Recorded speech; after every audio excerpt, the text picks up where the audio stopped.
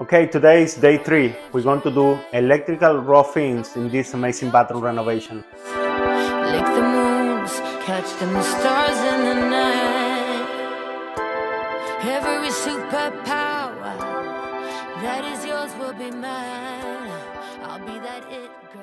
A hidden wiring here, hidden wiring here, hidden wiring here, because when the time comes that the customer wants to put a mirror on, we can custom cut it because we're going to know exactly the location of the wire to have a custom cut it for the sconce that we're going to put on, and in that case we don't need to repatch or do anything else when the time comes to put the final.